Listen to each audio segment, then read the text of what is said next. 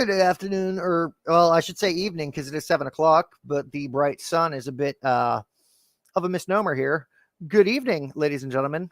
Welcome back to Mooncutter Sportscast, and I'm sure y'all are getting sick of seeing me, as this is the third night in a row that we've done Mooncutters episodes. Fourth podcast in 3 days, if you count the second episode of Cranking It Out, which is the new show on the network that I went live with Dante for covering beer last night. And tonight, we get to talk about one of the more fabled and legendary franchises in the NFL. Team that you look back through their history and you've got an instant top 10 all-time best quarterback in the league, or at least in the discussion for that position. And tonight, we're going to talk Denver Broncos. And you know what? I'm excited tonight because I'm finally getting to sit down with a guest that I had tried to get on here for the offseason series last year. So without further ado, welcome to the Mooncutters table, Geoff Long from the Death, Taxes, and Sports podcast. How's it going, my friend? I'm so happy to finally see you. Definitely. It's really cool that you have the same name spelt the same way. I always tell people Geoffrey spelt the exact way it should be spelled, Geoffrey. So you're already my friend. Thanks for having me on. Only difference is the pronunciation. I tend to go with the classic Old English un-American bastardized version. Okay. Because I pronounce it Geoffrey. Geoffrey, gotcha. But hey, it's all good. You know, it's all love though. But hey, we got the G's in the house, so definitely. Oh yeah. Excited to talk about my loved Denver Broncos, who have disappointed me over the last 6 years of my life. Well, I mean, you could be worse. You could be a Jets fan the past 12 years. I mean, hey, listen, I think that you guys have a lot more promise in some of the moves that you guys made. I mean, Sauce Gardner, I mean, hey, he's got the sauce, you know. Oh, yeah. But, I mean, both the offensive and defensive rookies of the year. I mean, you can't really go wrong with that. I mean, the Jets are going to surprise a lot of people. There's definitely a lot of high expectations, most certainly with Aaron Rodgers. So hopefully that calf injury isn't anything to be too worried about. Fingers crossed, because I don't think I could deal with another season of Zach Wilson as our starter. I even questioned that one. Did you like that draft pick? Because, like, for me, that one was kind of a little bit suspect with that of all the other quarterbacks that you guys could have drafted and all. Honestly. When we took Zach? Yes. As much as you got to say hindsight is better than foresight. At the time, looking at the quarterbacks that were in that class and what we had seen from them from college. By the way, I'm loving the virtual background because you just completely disappeared for a second. But at the time, Zach was the right choice. Unfortunately, he didn't pan out. Okay. I mean, hey, the potential that he should have had. I mean, hey, like we always say, sports is sports. I mean, we talked about, the other day with the Bears. I mean, they drafted Mitchell Trubisky. Who would have thought that Pat Mahomes would have been Pat Mahomes, right? I mean, everything comes down to situations. Maybe Tom Brady wouldn't have been Tom Brady if he didn't go to the Patriots. There's no guarantee. And of course, Tom Brady might not have been Tom Brady had Drew Bledsoe not even gotten hurt. Exactly. It's kind of like the football gods. But hey, we'll see what happens this year. We'll see what happens in the future. That's the great thing about sports, right? Now, before we went live, we were kind of talking shop. And I think it's a little surprising that I think I might have higher hopes for your team than you do this year. But I'm looking at history. I'm looking at what people have done elsewhere. And the biggest X factor for me coming into this season for you guys that I think is the catalyst that could and likely will turn your guys around. And that's the Sean Payton impact. I mean, look at what he did with the Saints, with Drew Brees, with the lack of receivers that they've had up there for how many years. And they still led that division for how many years? They might not hurt that they have that.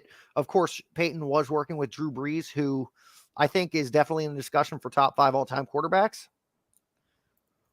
I mean, but I just think that you make some very good points, and I think that Sean Payton is definitely an exciting thing. He's definitely an exciting hire, giving up a first-round draft pick, but I think that we also have to put in perspective that, yes, Drew Brees, I think, is one of the all-time greats, but they only have one Super Bowl, right? And albeit one Super Bowl, I mean, we'll see. We'll see what he can do more. Russell Wilson is not Drew Brees in any way, shape, or form. And I do think that and I look at just even Bill Belichick. Bill Belichick hasn't really done jack squat since Tom Brady has left. So was that success really depending on Drew Brees, or was this really also depending on X's and O's? We will see. We will see the type of coach that he is without Drew Brees in the backfield. You raised some good points.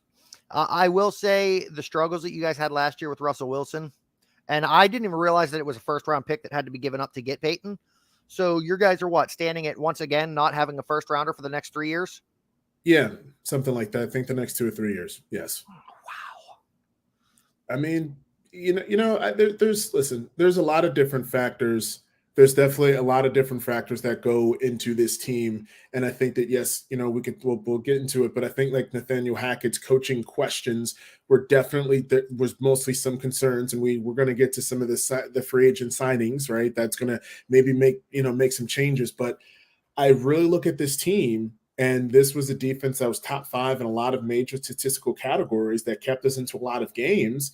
And so I don't know if Sean Payton is going to be able to fix all that. I just don't know. I hope that it is. He's definitely an upgraded coach, but I'm just taking things 1 week, 1 game at a time. That's just me. I'm just being very, very cautious this season. Now, the thing that jumps out at me about the Sean Payton signing is how aggressive he's already been.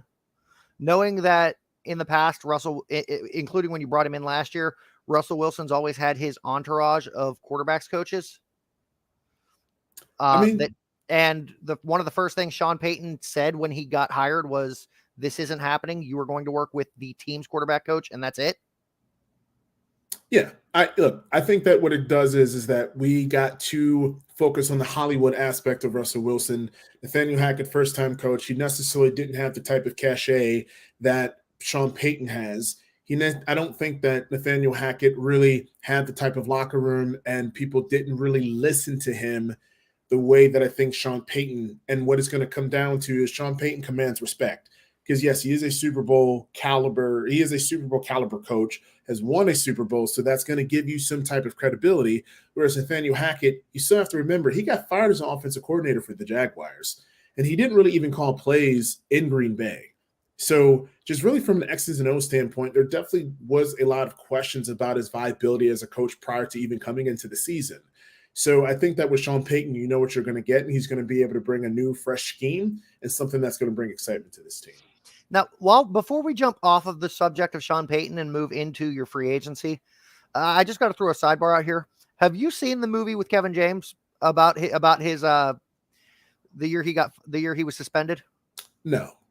Oh God, I got to look at this. I got to look this up now because I cannot remember the name of the movie. But yeah, it was a pseudo family comedy with Kevin James, where I guess during the year he was suspended from the NFL, he ended up going back home and coaching his son's high school team. Huh. Interesting. I'm going to look this up real quick to give you the name of the movie. It is called Home Team, starring Kevin James. Huh. Interesting. It was entertaining. It had its funny moments. Yeah, I'll definitely have to look it up. But we're going to dive right into the meat and potatoes. Do you want to go with the one trade or the free agency first? Oh, it's your show, boss. But, free agency definitely has been something a little bit I've been really kind of excited to look at a little bit. But we could also make your show. I'm a guest on your show. So whatever you All right, then we'll build up. We'll build up and start with the one trade because I got to say I'm fairly impressed. And it's somebody that Peyton does know how to work with. But you traded the 195th overall pick for this year's draft, the 6th rounder, to get tight end Adam Troutman and a 2025 7th rounder from the Saints. Like, you guys have been trading with the Saints a lot. I mean, hey, when you look at our coach, I mean, look, like, to be honest, like, we're adding depth, right? Like, that's going to be the thing. It's always important to be, like, to me, it's always good to be able to add depth. I think he runs a good solid 4.7. He's an okay pass blocker. And we'll just kind of see where this one goes. I really like our guy DeLuce at tight end. I think that with another year under his belt, I really think he's going to be very viable. And we'll just kind of to see how this goes. But for me, this is more of kind of like a depth type of trade. But hey, Well, you never know. It shows me that we're going to run a lot of 2 tight end sets for sure. Oh shit, that did not type in. So I'm probably going to be typing while you discuss the next field. But the next one I wanted us to look at is we're going to start with the probably least impactful. And that's you brought in a new punter, Riley Dixon. Or was that a re-signing? I did not catch that part. I don't really follow punters too much because of the position, but hey, um, hey, he's a good. I mean, punter's field position I think is very, very, very important, and so, I mean, hey, we'll kind of see where that one goes, boss. No, that was a new signing. You brought him in from the Rams. Okay. All right. Hey, I don't know what his average was. I don't know what his average punt was per game, but I think that, hey, anytime you can bring in a new fresh punter, we can get the right field position. I think field position is very, very, very important. But I will say on that, though, when it came to like when you look at the X's and O's and how the Broncos have played, our field position was terrible. We always played on the long field. So maybe helping out our defense, being able to get someone who has a longer leg will help our defense a little bit more because we're playing in their territory versus them coming into ours. So we'll see where this one goes. Okay. There was 4 moves made on defense that were signed, signings this year. Cornerback Tremont Smith, defensive end Zach Allen, linebacker Alex Singleton, and strong safety Kareem Jackson. Yeah, Tremaine Smith, cornerback. He was definitely someone that had played about 48% of his team special team snaps in each of his past 6 seasons. I think 77% of those were each in the last 2 years, including an average, I think, of about 24.7 yards per return. I think this one brings a lot of different financial risk, but I think that he can be a very good special teams player for us. So we'll kind of see where that one goes. I mean, you never know with Darby being gone, adding another secondary piece, I think is very promising. Okay. Does that? I'm assuming most of them are depth moves, depth additions. Well, yeah, but I think that Zach Allen, he played for the Cardinals last year, so we signed him to a 3-year, $47 million deal. I think that is more than just a depth move. I think that what he adds is physicality. He had it was a very interesting stat that I looked up. He had the best stop win rate, which was 37.9 last season, which was among the league's top 40 defensive players overall in that category with 8 passes knocked down. So I think that for me, I think that's more of a depth. I think that's more than just a depth move. I think that the type of physicality that it brings is going to be good. And then Alex Singleton led our team in tackles last year. So for him, that's definitely going to be something that's really good for us. So look, hey, the way that our defense played, I mean, Zach Allen played for Vance Joseph, who's coming back to Denver as our defensive coordinator when he was our head coach years ago, which I think is an interesting little storyline. But, hey, I'm excited. And Kareem Jackson, I think he's going to be 35 this year. I'm not sure what much that he can bring. Veteran leadership? True. But did you also happen to add any of the offensive players as well? Any of the offensive linemen that we had, Mike McKinney or Ben Powers? Oh, you mean these ones? Yeah. Center Kyle Fuller, right tackle Mike McGlinchey, tackle Cameron Fleming, guard Ben Powers. Yeah, see, Mike, I'm saying Mike McKinney. Why am I saying I'm getting the names all jacked up? Wrong button. Don't mind me. Don't mind me on those. But what are your thoughts on them? Other than the fact that I'm surprised, given how given the mispronunciation. I feel like Mike McGlinchey was a solid addition. Yeah, don't mind me. I'm terrible at pronouncing certain. That's my bad on my notes here. But Mike McGlinchey. Let me say that for the listeners. Mike McGlinchey, so I don't butcher his name. Don't tell the people. But no, I like that one. I like that one a lot, though. I really do. I mean, yes, it's a lot of money, almost $90 million, but he was clearly the right tackle in the market. And he posted the second highest pass block win rate at almost 90% to go along with the highest one block win rate at 81.3. So as long as he can stay healthy, I think that's going to be a big move for us. I'm also intrigued by the additions of Kyle Fuller and Ben Powers. They've had middling or they've had decent careers elsewhere. So what do you think they add to your team? So I think Ben Or Powers, yes, we signed him to a lot of money. I think 52 million with 30 million guaranteed. But here's an interesting stat. So in 2022, he led Baltimore with almost 1,100 snaps played and became the only player to participate in all the offensive snaps for the Ravens. Right. So for the he entire can start. season. Say what? For the entire season? Yep. 2022 didn't miss a single snap. Right. Damn. Right. That is probably the most impressive buy stat I've ever heard. Right. And he played on both left guard and right guard. So when you look at our offensive line last year, our offensive line struggled at the point of attack in recent years, and we allowed way too much pressure up the middle. Right. So when you think about that, adding him and his durability, I think that's a very, very, very big move.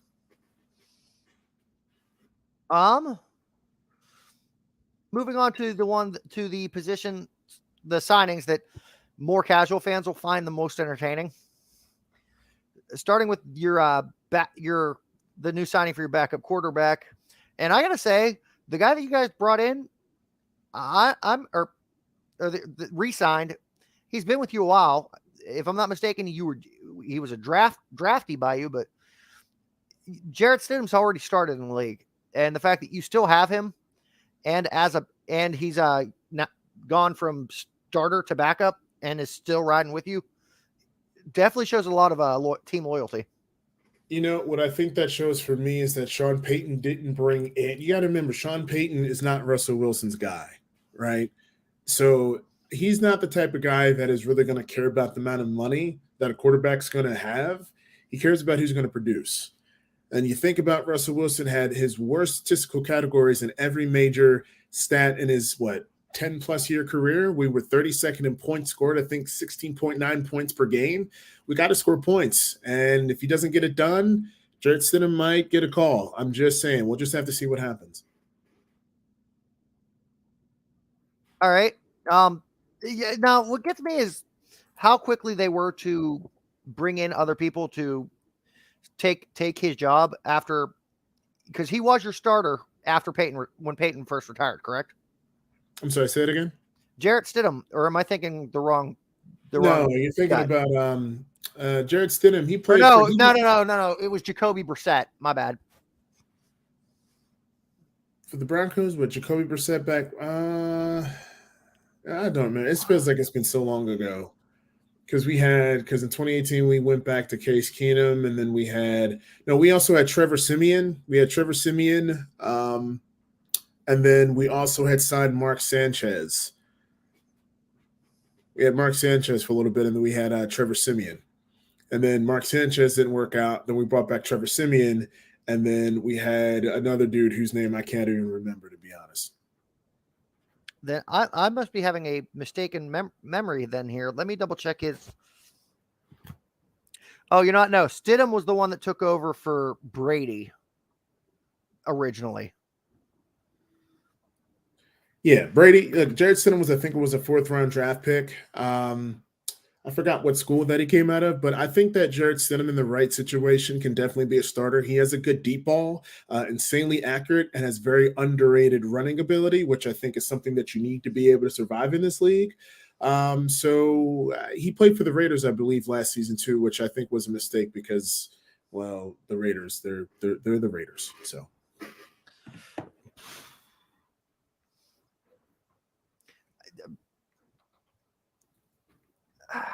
I'm like trying to wrap my mind around how I got so twisted up on the quarterbacks here. Yeah, now, you mentioned Trevor Siemian, and yes, that name fits. Yes, we had Trevor Siemian, then we had Case Keenum. We went from Mark Sanchez to Trevor Siemian to Case Keenum to we had Case Keenum in the 2018 season, and then 2019 we went with some other names. 2017 we had Paxton Lynch. We drafted Paxton Lynch as the first overall pick out of Memphis, I think, in the 2016 draft. So I think Paxton Lynch was supposed to be the heir apparent. That didn't work out. And then Trevor Siemian, then Paxton Lynch competed for the starting job. Trevor Siemian won it, and the rest has been history. Okay. On your receiving core, you brought Chris Manhertz and Marquez Callaway. Marquez Callaway, I think, is another depth piece because when you're already looking at our current receiving core, right? We're having Tim Patrick, who I think is a very big target, which I think he's the best receiver on our team, quite honestly. Cortland Sutton, then Jerry Jeudy, right? And then you'll probably have maybe Marquez Galloway as our fourth receiver, and then maybe Mims, who's the third round pick that we drafted. But I like the depth that we have. But I think to me, he's more of a deep ball type of receiver that's going to be able to run outside the numbers and definitely has more of like that 4.3, 4.4 speed. So we'll see where that goes. I will say this much. One of those names that you just said is one of my draftees for my because we're in the middle of the initial draft for a dynasty league. And I definitely have one of your receivers on my squad, and I'm looking forward to seeing what he does. Hey, we'll see where it goes, man. I don't know. Like Jerry Jeudy, for instance. I mean, he had That's exactly who. Hey, he had 977 receiving yards last year, so he almost cracked 1,000. So the thing with him is durability and consistency, because there's just some times where he's just a no-show. So we got to get him more involved. Yes. All right. Running backs, Samaje Perine and Tony Jones, as well as fullback Michael Burton. Yes, I love this Samaje Perine because you have to think about it. He's only 27 years old, getting up there in age a little bit, but we know damn well that Javonte Williams is not going to be coming back probably until midseason. I think he's a quality third down back, reliable receiver coming out of the backfield. He had a career best 38 catches last year, but my only thing with him is he going to be able to carry the workload, because he hasn't topped 95 carries since his rookie season in 2017. So he's clearly going to be the guy the first 5 to 6 games. But can he have that level of consistency when he hasn't had that many carries overall? So we'll see where it goes, especially with third down. We were in the bottom half of the third down conversions last year. When you think about adding Ben Powers, right, being able to run up the middle, I think that's going to be a good thing for us. Now, if I'm not mistaken, a large portion of the reason he hasn't topped 95 carries since his rookie year, he's had some injury history, hasn't he? Yes, he hasn't.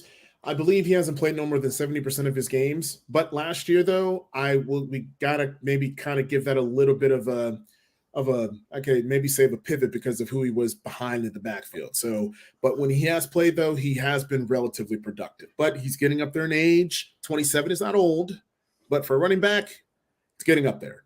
That's all I'm gonna say. Yes. All right, you got. Now, this segment is going to be a lot shorter for this episode than it has been on the past ones, because of the position you guys are in after giving up, 3 first-round picks for Russell Wilson, and then an additional first-rounder to bring in Sean Payton. But I got to say, I like the picks you guys have made this year. Well, when you first look at round 2, number 63, Marvin Mims Jr., he's not a very big player, but he plays bigger than his frame. He was a 2-year starter at Oklahoma, but he did lead the Sooners in all 3 seasons and post a career best in receiving yards in 2022, and was the only receiver in FBS with at least 45 catches to average more than 20 yards per reception. So what that tells me is that he's a big, deep ball type player and someone that is going to be able to stretch the field. But my only thing is that he's just very undersized. And going against those taller receivers, those bigger receivers, I'm just really concerned about him. Okay. You had 2 picks in the third round. I've got a mixed bag of feelings here about your linebacker, Drew Sanders, that you brought in at 67.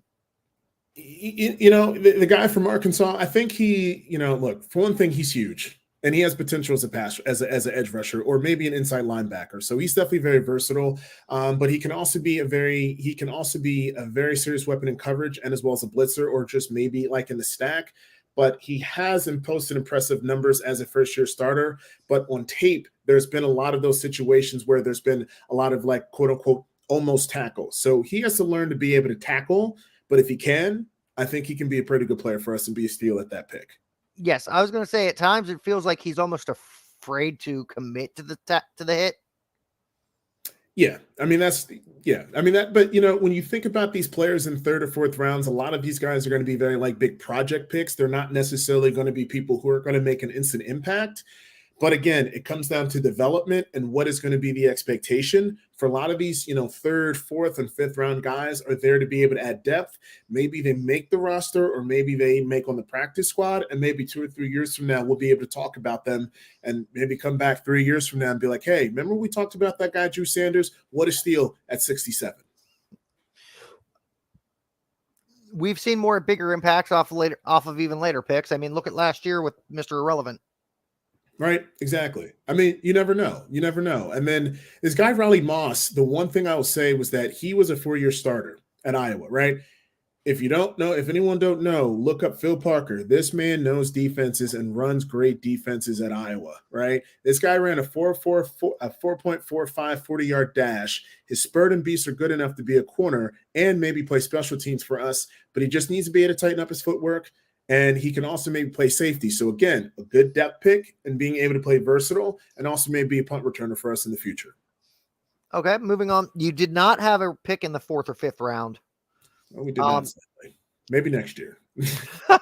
But moving on to the 6th round at pick 183, you got safety J.L. Skinner from Boise State. Yeah. Do you have any input on him? Yeah. Look, very undersized type of player, very undersized. His strength is definitely a concern. His footwork, his ability to be able to stay in front of players. I think that he is going to be a practice squad player, to be honest with you. Reading up on him, there hasn't really been a lot of when you're drafting a defensive player, or when you're drafting any player in the 6th or 7th round, the expectations are very low. But hey, opportunities on special teams. Maybe he could be a nice, cute little story for us.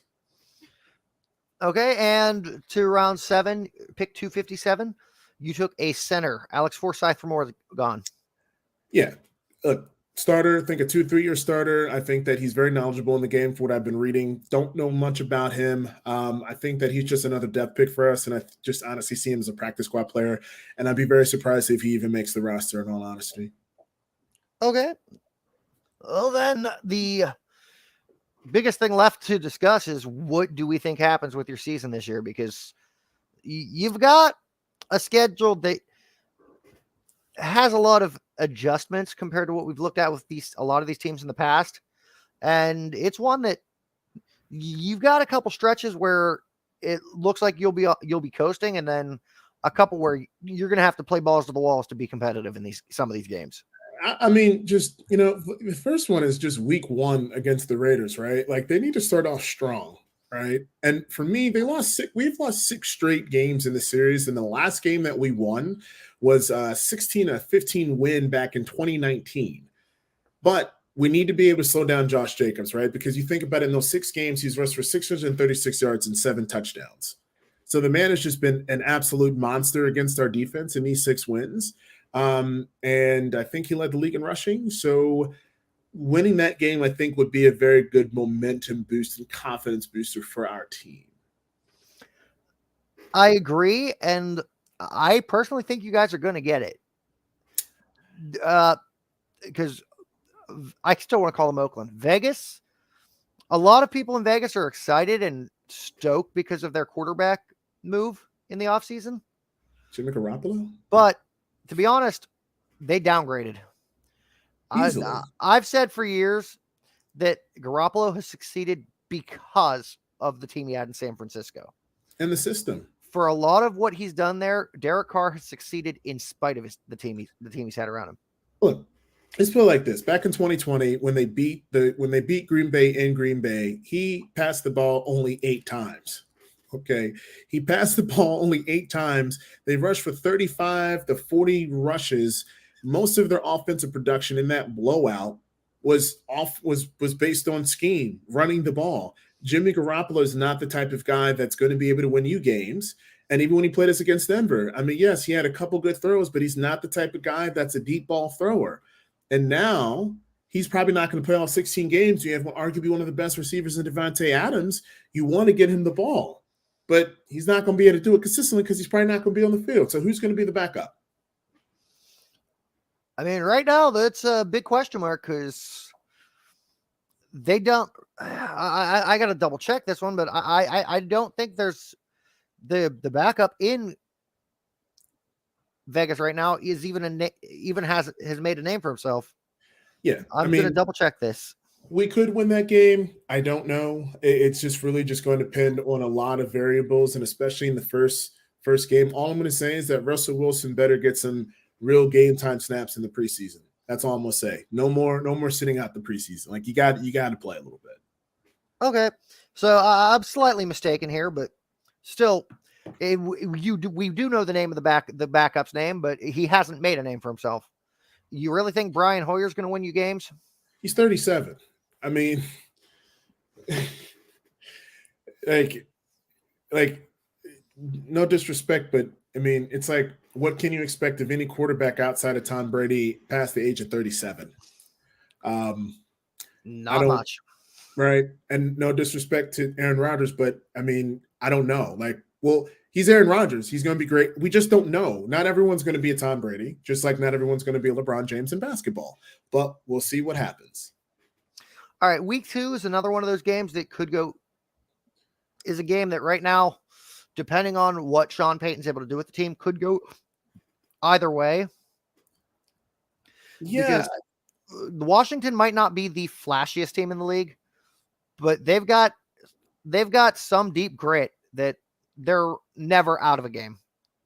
Well, it's funny because like we were talking about it, they have, I don't know why, but ESPN has the favorites, like who's going to be favored and who's not, and we're actually a 3.5 point favorite against the Commanders.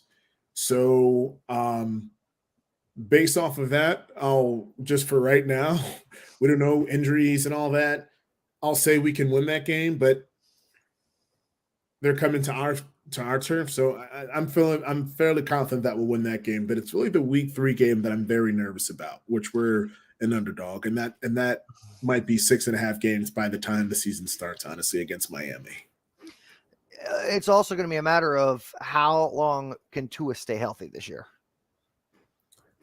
because it depends on what quarterback you guys face. Honestly, if you're playing against Tua, pardon my French, but you're probably fucked. If you're playing against Mike White, it's going to be 50-50. If you're playing against Skylar Thompson, you should take it easily. No, don't sleep on Mike White now. Don't sleep on Mike White. Didn't he play for your Jets? I wasn't sleeping on him. I said if you're playing against Mike White, it could go either way. I think for the most entertaining matchup, I would like to see you guys play against Mike White, because that one would most likely be a nail biter. And and honestly, I think that the Miami brass, like, and not focusing too much on Miami, but I think that Miami knows what they're doing when they saw Mike White and saw what he did with the Jets and with the weapons that they have in Miami. I think they were okay with going into the season with Tua as their quarterback, because Mike White is a very comparable and a very competent backup that can definitely win you 2 or 3 games while Mr. Concussion's out. Pretty much my thoughts. Do I think Mike White would be successful playing a full season? I don't know, but coming in a pinch mid-season without having much tape on him, I think you couldn't have a better backup. I mean, hey, look at all those weapons that you guys have. I mean, you're not a Miami fan. I'm just saying, though. But Miami, they are a deep team at receiver, and Tyreek Hill and Jalen Waddle. It's all going to be on Tua's head, literally on his head. Like, if Mr. Concussion cannot be concussed, the sky's the limit for this team. That's why, just going off the fact that it's an early season game, is why I'm going to say it's probably going to be Tua, and that's why I'm actually going to write this one up as your first loss. Yeah, but honestly, though, I really think our toughest stretch, man, as we were talking on the pre-shows, between week 6 and 10, because we played the Chiefs we played the Chiefs twice in a 17-day span. Then we have a home game against the Packers, which you just never know. And then you have a bye week and then have to travel to Buffalo, who's still a team that is still going to be a favorite in the AFC. I mean, that's a tough stretch. See, I would say your tough stretch, not just 6 to 10, but 5 to 10. Yeah, I mean, it's just we have a very brutal schedule. I mean, week 5, the Jets, and then at the Chiefs. I mean, the Jets, that's a very tough stretch. I mean, like, that's the bread and butter of our schedule. And then maybe like in the second half when you're looking at, okay, but there's no winnable game. Like every game is going to be a grind. Like no matter what it is. Like the Bears are a lot better now with their receivers. The Jets with Aaron Oh, Rodgers. Darnell Mooney. Just looking at Darnell Mooney, yes. Right. So I mean, I don't know. Like it's. I'm just gonna say 8-9. I'm just gonna say it 8-9, maybe 9-8, somewhere between there. All right, let me go through the rest of this here because I was going as we went. Week 4 Bears, Jets, Chiefs, Packers, Chiefs again. Exactly. Like it's Bills, Vikings, Browns, Texans, Chargers, Lions, Patriots, Chargers again, and Raiders. Okay.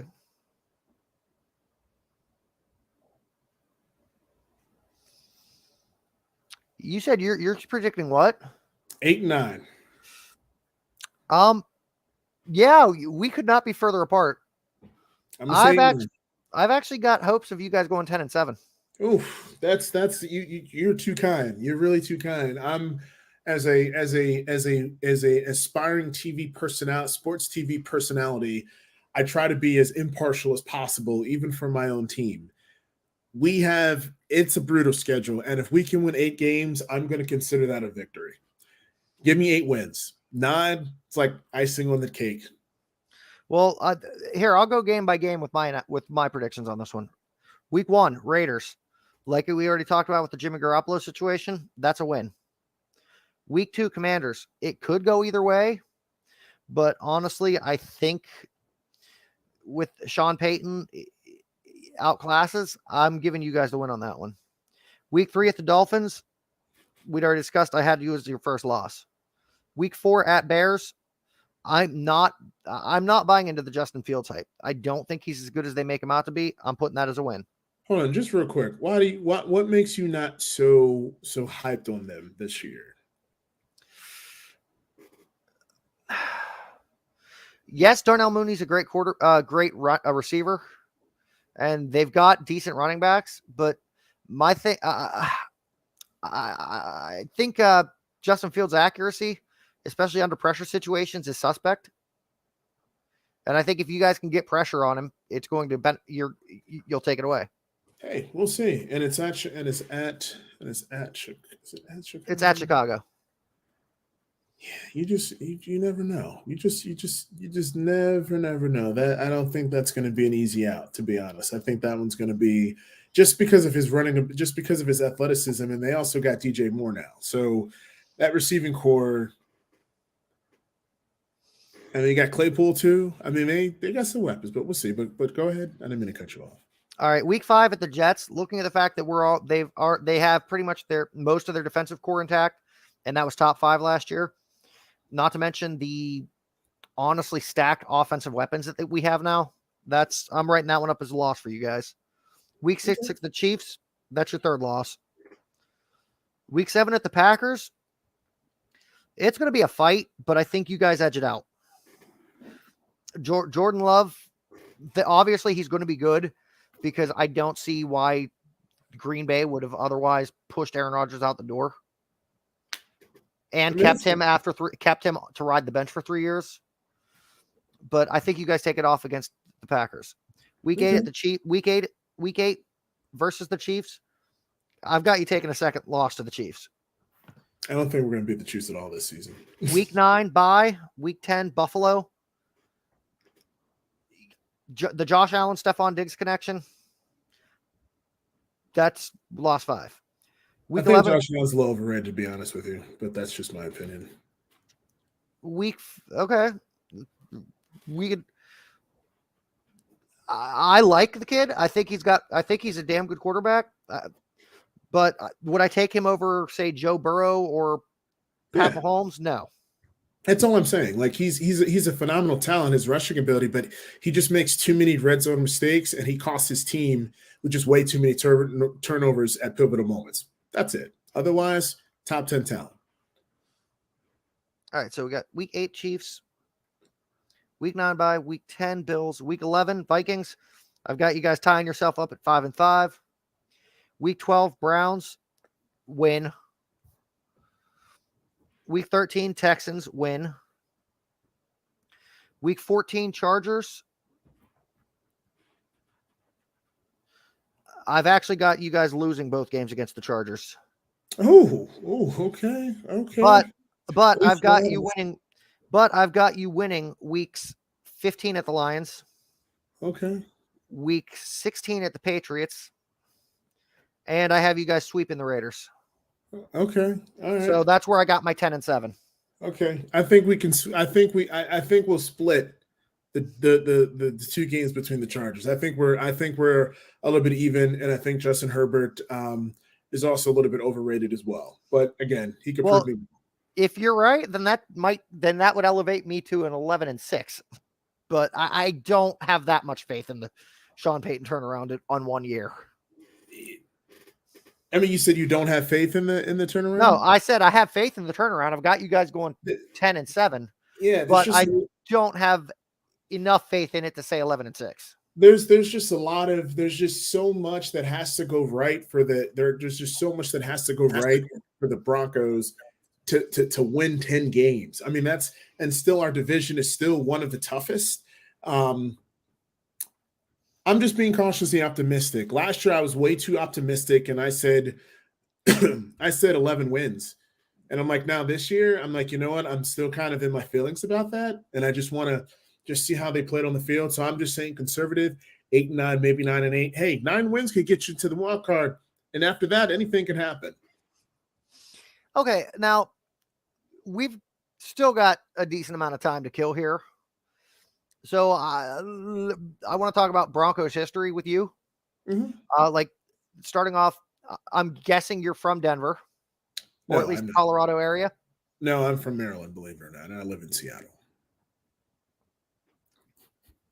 Okay, so you go from Maryland, which depending on which half of the state would either be Ravens or Steelers country. And now you live in Seattle. How the hell does Denver come into the picture and not one of those two or the Seahawks? So I've been a fan. So I moved out to Seattle back in 2020, but I've been a fan of Denver since '95 before the Ravens came into town. Right. So I was a big John Elway fan, Terrell Davis, before the Ravens were even a thought. So for me, I wasn't going to betray my Denver Broncos for the purple birds. Okay. I could see that if you forgetting the fact that the Ravens weren't always there makes a little bit more sense. Now being a big John Elway fan, I got to say, I actually already said earlier in the episode, I view him as being in the discussion for one of the top, maybe the top 10 quarterbacks all time. Top 20 for sure, but yeah, top 20. You know, when you think of, so it depends on the argument, right? You got great players and you got the best players, right? I think Tom Brady was the greatest to ever play, but I think Pat Mahomes is the best to ever play the position, just from a pure skill set, rushing ability, being able to throw the deep ball and accuracy. And then I think Joe Montana, Aaron Rodgers, and Bart Starr. So that's rounding out your top 5? Like as far as best, right? Just best, like pure ability. And Frank Tarkenton, I mean, his ability too, to be able to run, Johnny Unitas, I mean, but as far as greatest, Tom Brady, and I would say John Elway, just from a pure, I think John Elway is one of the greatest to ever play because of achievements and his numbers. But I would say as far as one of the best, I maybe have him like number 7, number 8, in all honesty. I mean, he still to this day holds the team record for passing yards. Absolutely. You know, but you got to look at some of his track record of some of those Super Bowls and some of the suspect moments that he's had in those. And that maybe brought him down just a little bit of a peg, but yeah, he's I have him in top 10. fringe top 5, but there's just so many great players, man. There's just so many, and I don't have him ahead of Joe Montana. I'm sorry. No, definitely not. Now you're talking about the greatest achievements wise versus the best skill set wise to ever play the game. Yes, And I think there's a name that I'm surprised wasn't on your list for the best category. Who's that? Probably the greatest field general that we've ever seen, Peyton Manning. I mean, he's up there too. I mean, like I said, there's so many different ways in which I look at a quarterback, right? He was more of a pocket passer. I like players that are versatile. He was a pure, straight pocket passer, stand behind the pocket and throw. That is not a knock on him, but he couldn't throw the ball off his back foot on the run like Aaron Rodgers could. Peyton Manning is one of the greatest, but I don't have him as one of the, just from a pure physical standpoint, one of the best. That's not a knock on him. No, like you said, he might not have ever been able to throw off of the back foot on a pivot like Brett Favre, but I give him the credit because he was so good at reading a defense and calling an audible on the fly that he didn't have to. Well, but there's also some moments where, like, if it got cold, that man couldn't throw versus as great as Peyton Manning was in the regular season, he has had some very questionable postseason success. You think about all those games against the Patriots. He won that first Super Bowl in 2006, finally getting over the hump. But that second Super Bowl wasn't because of him. That was because of that defense and my boy Von Miller. A lot of other postseasons has been very, very, very questionable. What was that Super Bowl when they played the Packers? Was it against the Packers? Are we talking about when he was still in Indy or when he was with you guys? When he was with Indy. I think he's been to 3 Super Bowls, has won 2. His regular season, he's been great, but what I also look at is postseason success, and are you a reason for your team's postseason success as well? Which again, he's one of the all-time greats, but there's just been some questionable moments in his career, and that's not a knock on him. He's made it to 4 Super Bowls, it's looking like. 4? Now, can I find the actual games here? Probably not. Career highlights. Super Bowl records. Not showing me that. I want his appearances.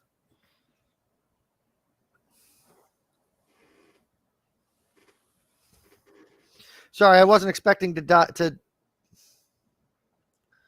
All right, so he was in 2007, 2010, 2014, and 2016. He was in 4 Super Bowls?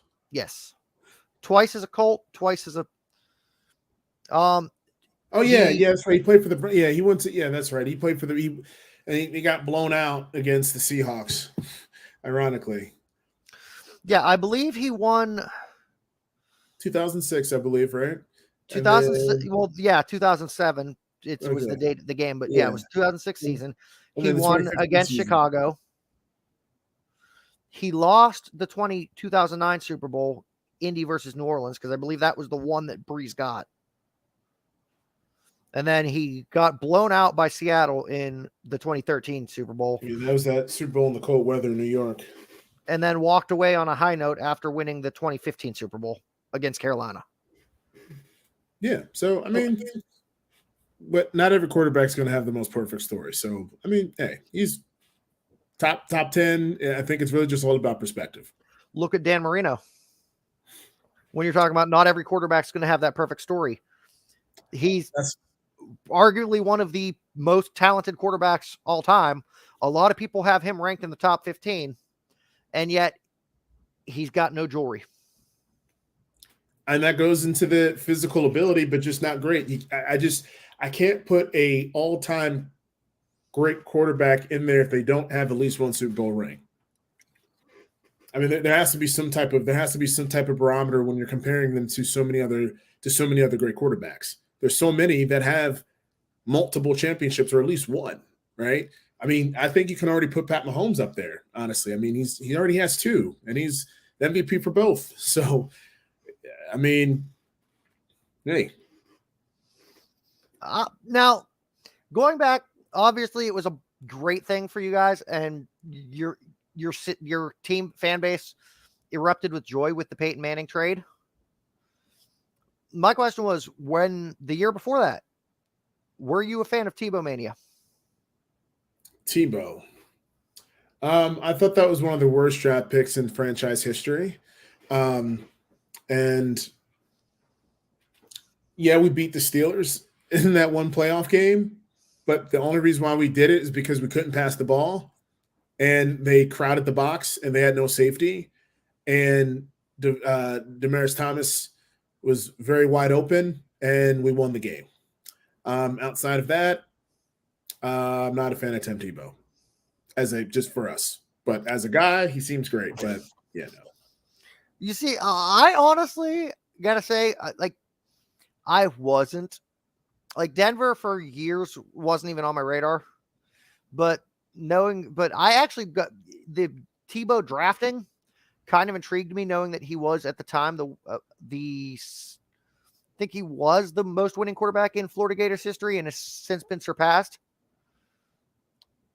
But that, and then looking at how many comebacks you guys had that year, how many games that year was it that you were down in the fourth and came back?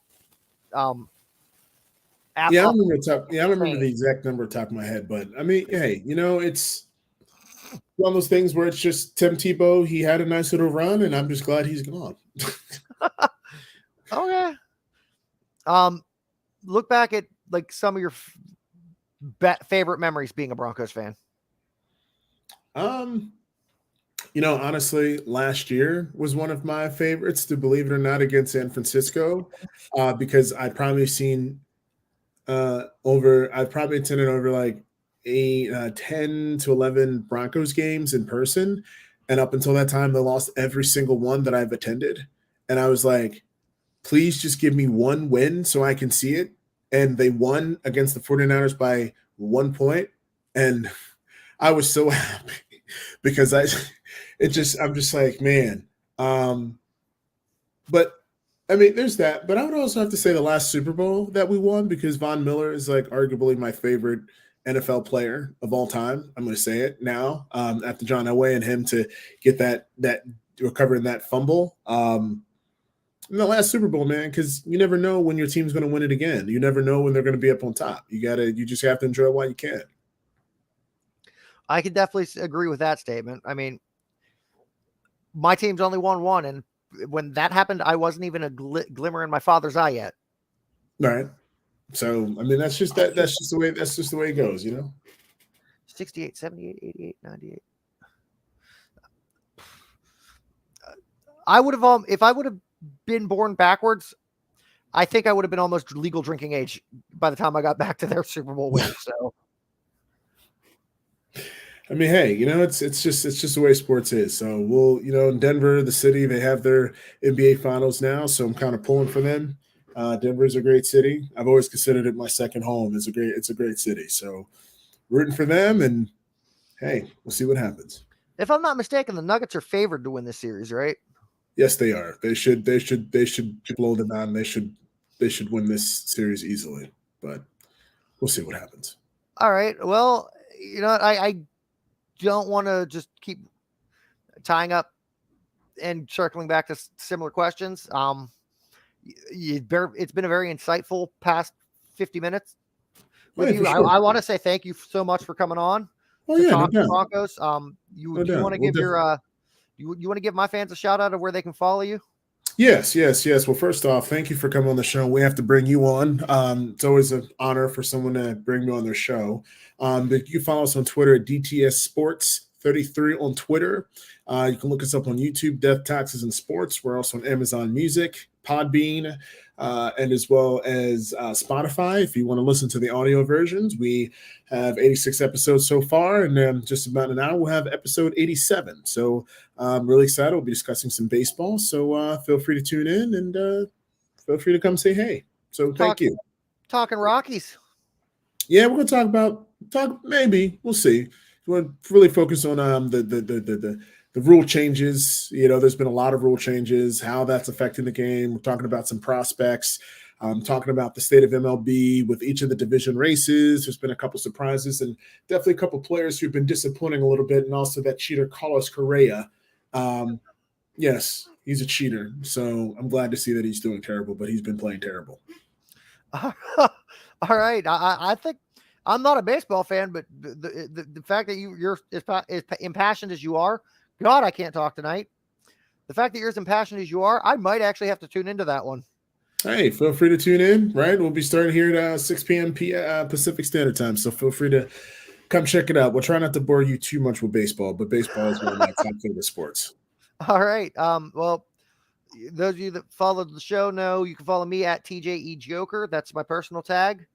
Follow Mooncutter Sportscast at Mooncutters on Twitter. The biggest way you can help right now to keep the ball rolling and help support me, like, subscribe, and click the button for notifications on YouTube at Running Force Productions. Running Force, a single word, capital R, capital F. Otherwise, this has been Geoffrey, being joined tonight by Geoff Long, who stay on the line for a minute after closure. Yeah, sure. This is Geoffrey being joined tonight by Geoff Long from the Death, Taxes, and Sport podcast. Signing off.